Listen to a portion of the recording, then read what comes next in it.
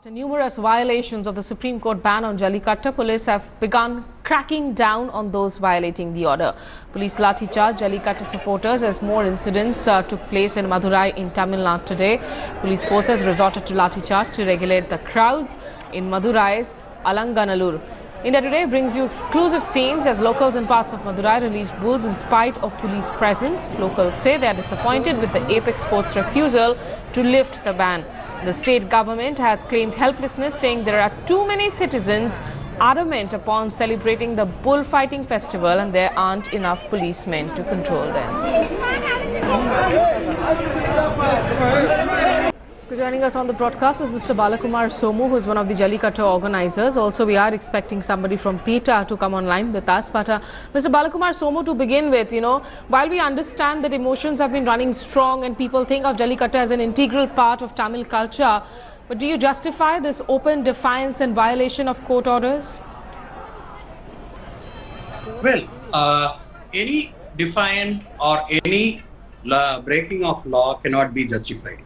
At the same time, justice is what needs to be done. So, is there justice in the Jallikattu ban? That is what we should think about. So I think the question arises wherein, see, when Khabare water was denied to Tamil Nadu, in spite of repeated, orders by the Supreme Court, the Karnataka government did not release water to Tamil Nadu. Did the Supreme Court take any action on Karnataka government? So then where is the idea of law and order in this country if people believe that because a court orders are not followed by a government or because a court orders do not suit what we want, people just go out there and defiance? Where is the law and order then in the country? Where is justice in this country when the world's oldest living civilization, the Tamil civilization, is denied a right to live with its cattle?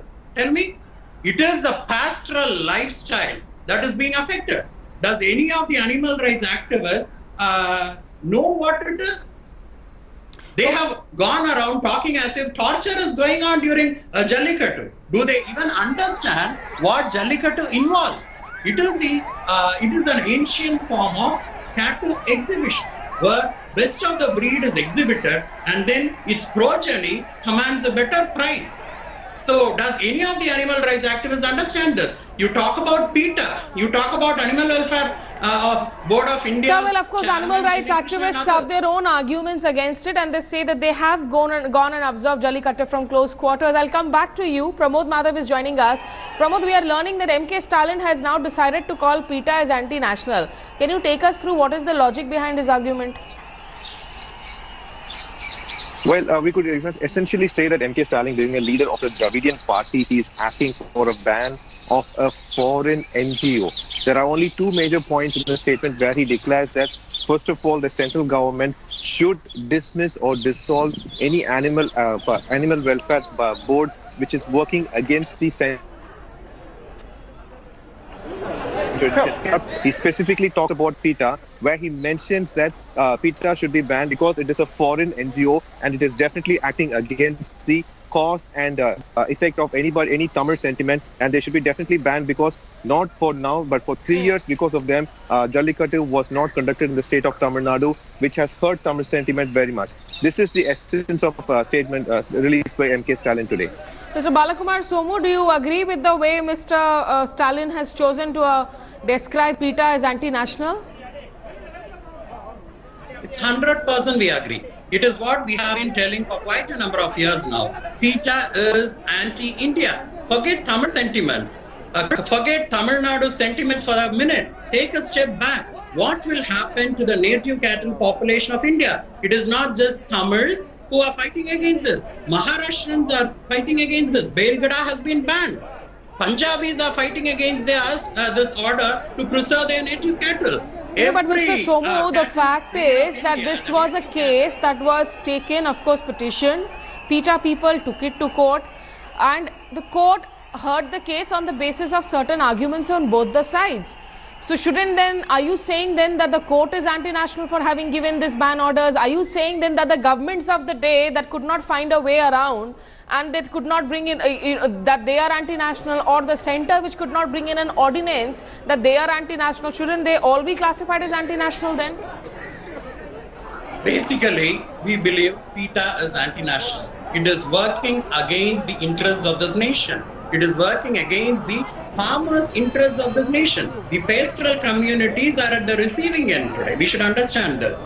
So let me not go into what happened during the case, because one point I'll say you might not, you might find it, tough to digest. Say, for example, PETA and Animal Welfare Board of India went to court against Jallikattu, and what did the court base on to ban Jallikattu?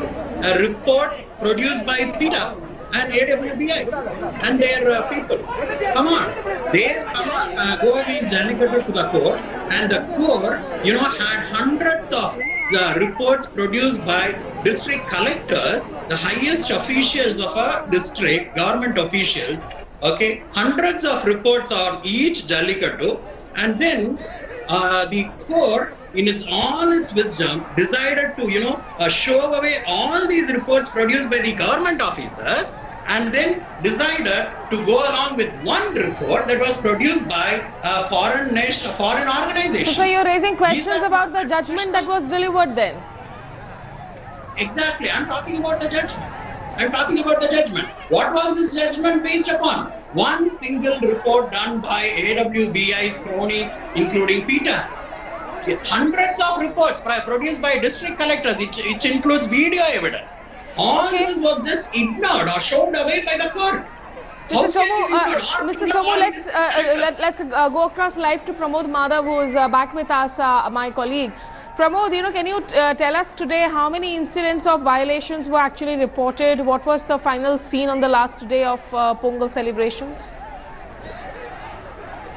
Well, the last day of Pongal celebration, Kanum Pongal on one side and the other side, Alangananal, very famously known worldwide for conducting Jallikattu. What happened over there is like thousands of police were brought in, and also there were like 10,000 among number of people over there, more than that. They were there on first, they wanted to see if Jallikattu could be conducted. On the other hand, there were owners as well with the bulls. They protested against the state government and the centre being the priority, causing the priority here, and against PETA as well. Everyone over there were really angry against PETA for bringing in this ban, and they did open up the bull over there. They turned it loose to an extent. There was Jallikattu happened around the areas as well. Tiruvannamalai, Ramanathapuram. In many areas, Jallikattu did happen. There are many types of Jallikattu, of which one is called Manju Verattu, where the bull will be tied to one end of a rope and to another to a pole. That even occurred. Police could not be on every other area, so wherever they could stop it, they definitely stopped it. At one point in Alanganalo, they had to even go for lathi charge to control the crowd and bring the bull as well. All such incident happened not just today, even yesterday and day after tomorrow, which definitely states that the state of Tamil Nadu wants Jallikattu. They are ready to do it with regulations, but they cannot sustain a ban over it. Okay, Pramod, stay with us. I'm also joined by Dr. Manilal Valiatte. Dr. Manilal, we also have Balakumar Somu, a Jallikattu organizer, with us on the show, and we've just heard that MK Stalin has called PETA as anti-national, something that Mr. Somu thinks is very right. Your response, sir? See, the Article AG of the Constitution of India makes it mandate for every Indian citizen to have compassion for animals. To stand for kindness is patriotic. To stand for cruelty is un-Indian. PETA India serves animals in our country in respect to our country's constitutional mandate. The laws, the Supreme Court of India, to target an animal protection NGO, which is not a law-making body, but rather a law-abiding body, is cheap and ineffective, as it can have no bearing whatsoever. Okay, but Mr. Somu here says that Jallikattu, the way it is organized, PETA activists don't have an understanding of it, because this is, according to him, something very traditional and integral to what the villagers do, and who raise up these bulls as their own children. But see, look at the law. We have a Prevention of Cruelty to Animals Act 1960, which was enacted in 1960, which under Section 3 says it is the responsibility of the owners of the animals to take care of those animals and prevent unnecessary suffering. And that is what exactly the Supreme Court said. So there is nothing new here. The law existed many years back. I mean, it's all about implementation. You cannot interpret the law in a different way, saying that there is no cruelty and because it's a culture, you can be cruel to animals. I mean, it's nowhere there. Mr. Shomo, final reaction for you then. As Dr. Manilal says that this is cheap, the kind of shots that are being taken at PETA, because at the end of the day, they are law abiding. They don't make laws. They have only flagged an issue and the court agreed with them.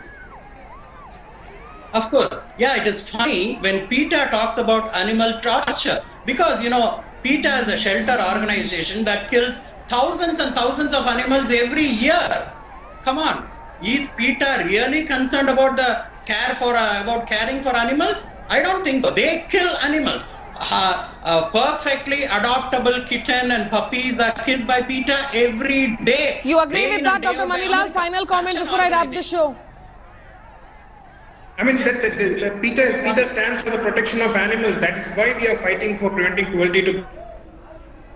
Okay, clearly there are views here and there are no meeting grounds as far as these opposing views are concerned. But what we need to understand is at the end of the day, there is a law and order in court which is established by way of also a lot of court rulings. And the court in this case did ask for a ban. That ban has still not been lifted. So this open defiance, till what extent should it be patronized by political parties, is something that people will have to introspect. Many thanks to all of you.